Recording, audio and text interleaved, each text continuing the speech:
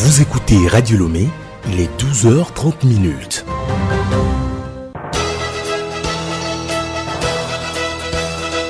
Le journal Hélène Assabi. Bonjour à tous, merci de nous rejoindre pour la grande édition de la mi-journée. Au sommaire, début des cours hier à l'Université de Lomé. Tous les acteurs du Temple du Savoir sont invités à œuvrer avec assiduité dans l'attente des objectifs personnels et collectifs. Les coiffeuses sont aussi à l'Université de Lomé depuis hier. Blue Mind Foundation et ses partenaires les forment pour devenir des ambassadrices de la santé mentale. C'est dans le cadre de la 5e édition du programme Heal by Hair. Page économique, ce mardi, il est question des assurances.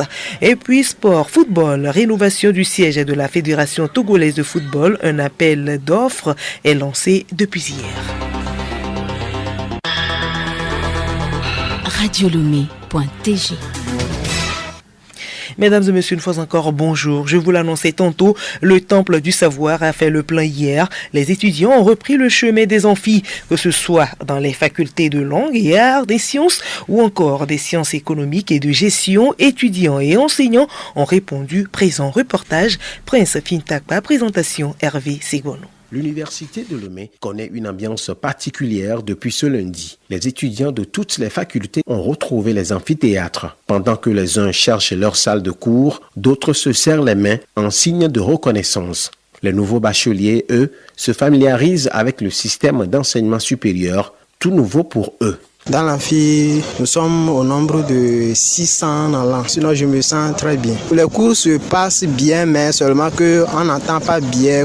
J'ai choisi l'anglais. Donc, depuis le matin, on a commencé le cours dans l'amphi 600. Il n'y a même plus de place. D'autres gens restaient debout. Il y avait beaucoup de chaleur aussi. Dans les amphithéâtres, les professeurs sont déjà à pied d'œuvre.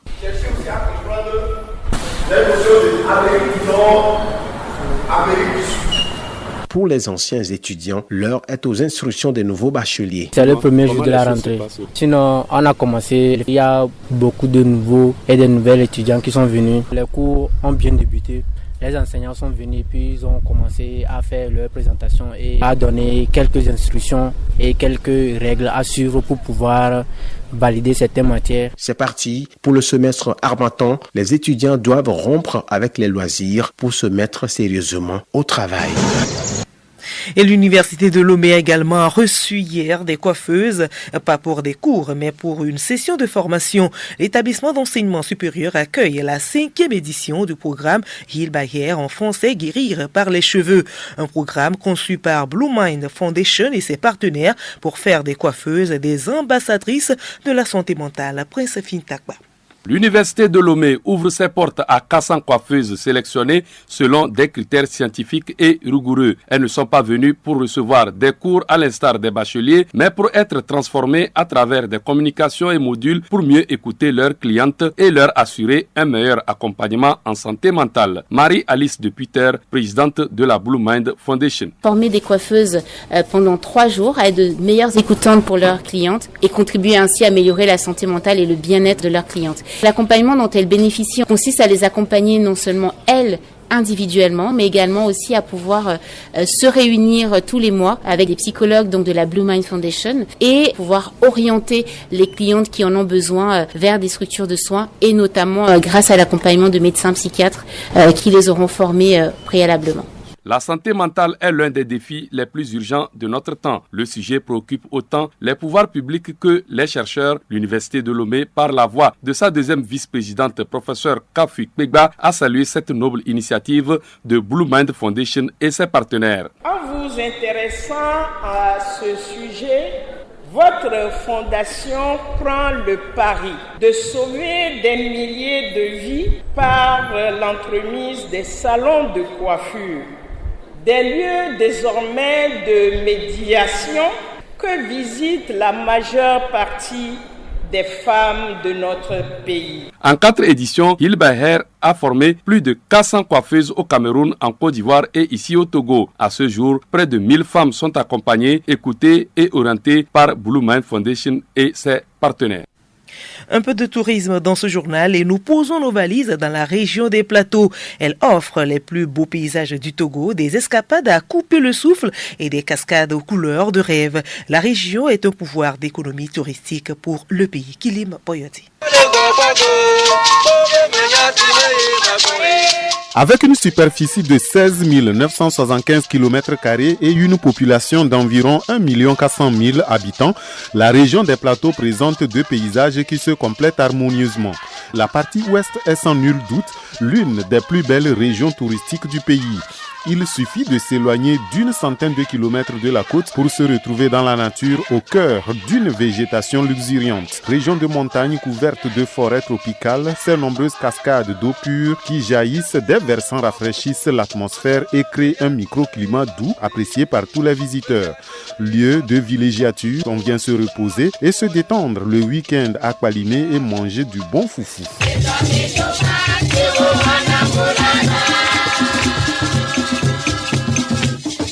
Les plateaux ouest offrent de nombreux attraits touristiques. Le pic d'Agou, 986 mètres d'altitude, point culminant du Togo, les pépinières et champs de café cacao, le centre artisanal de Kloto, le château Vial, le campement de Kloto, les marchés aux fruits, ananas, oranges, mangue, avocats. Cette biodiversité exceptionnelle est propice à la pratique de l'écotourisme dans lequel se sont spécialisées de nombreuses associations de jeunes qui vous mènent en randonnée pédestre à la découverte des plantes médicinales, des papillons, des grottes et des cascades dont la plus grande est la cascade d'Akloa à Badou dans la préfecture de Wawa. Le plateau est traversé par le Mono et ses affluents, le plus important fleuve du pays, présente également de nombreux centres d'intérêt touristique dont la ville de Notien, berceau des Évés, l'une des ethnies majoritaires de la ville d'Atakwame dénommée ville des 7 collines.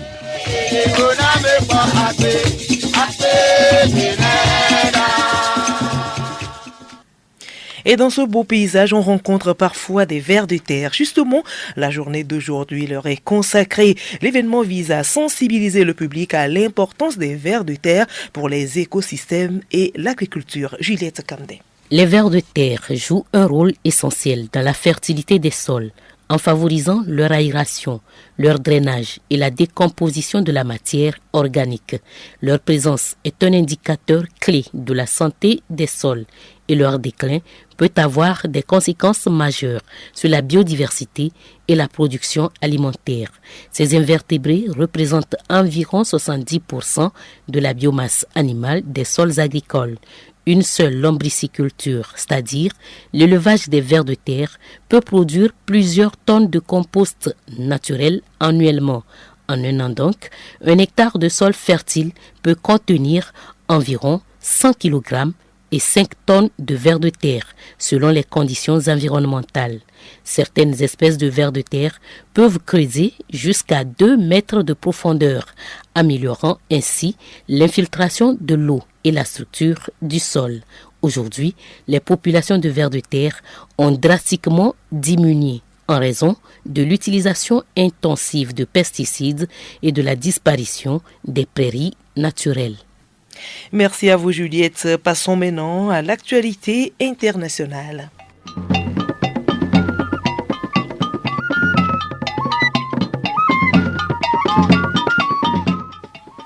La RDC et le Rwanda se retrouvent aujourd'hui et demain à Washington. C'est pour la 3e session du mécanisme conjoint de coordination de la sécurité. L'objectif est de faire avancer l'accord de paix signé en juin dernier. Il sera question d'évaluer la première phase de la lutte contre les forces démocratiques de libération du Rwanda, FDLR. Au Sénégal, la fièvre de la vallée du Rift gagne toujours du terrain. Cette maladie virale, principalement transmise par les moustiques, est désormais présente dans 6 régions sur les 14 que compte le pays. Un premier cas a été signalé en banlieue de la capitale au début de la semaine dernière et depuis son apparition le 20 septembre dernier, 21 personnes en sont mortes et 258 personnes ont été contaminées. Et puis Madagascar a un nouveau premier ministre, Erin Tchalama Rajoelinari Velo, a été nommé hier à la tête du gouvernement. Son nom est connu dans les milieux économiques.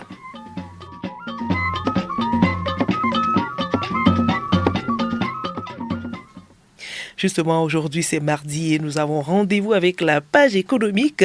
Elle s'intéresse aujourd'hui à l'assurance. Lomé accueille cette semaine la 121e session ordinaire des contrôleurs des assurances. Qu'est-ce que donc une assurance? Ezo Ngolo, secrétaire général de la Conférence interafricaine des marchés d'assurance CIMA. C'est d'abord un contrat entre un assureur et un assuré par lequel l'assureur s'engage à payer à l'assuré les conséquences du sinistre qu'il a subi, mais contre paiement d'une prime. Mais l'assurance, c'est aussi une technique par laquelle un assureur, il vous demande 1000 francs, il est capable de vous payer 1 million.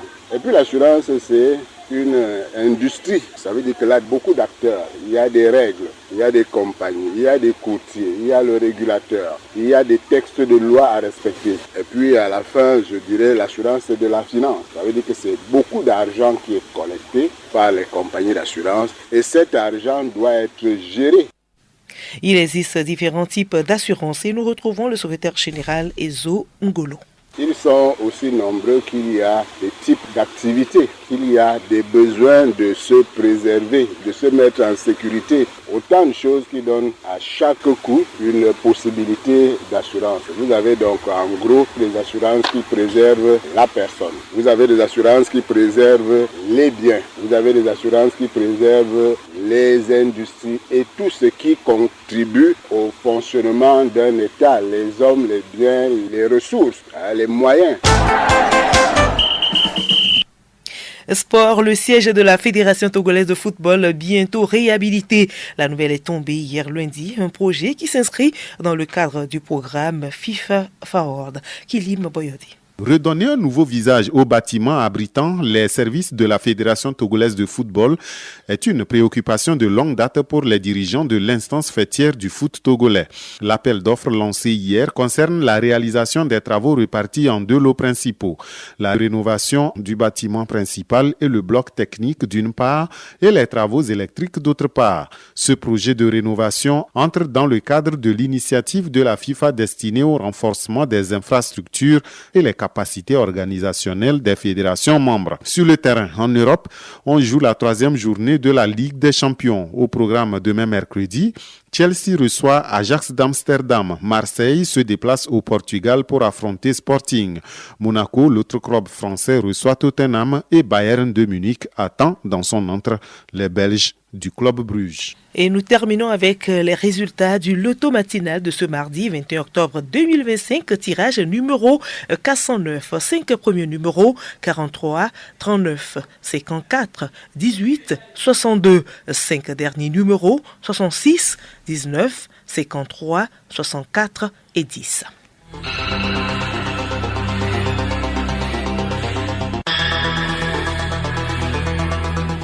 Voilà, ce journal se referme. Merci à vous de l'avoir suivi. Le rappel des titres. Début des cours hier à l'université de Lomé. Tous les acteurs du Temple du Savoir sont invités à œuvrer avec assiduité dans l'atteinte des objectifs personnels et collectifs. Et puis les coiffeuses sont aussi à l'université de Lomé depuis hier. Blue Mind Foundation et ses partenaires les forment pour devenir des ambassadrices de la santé mentale. Et c'est dans le cadre de la 5e édition du programme Heal by Hair.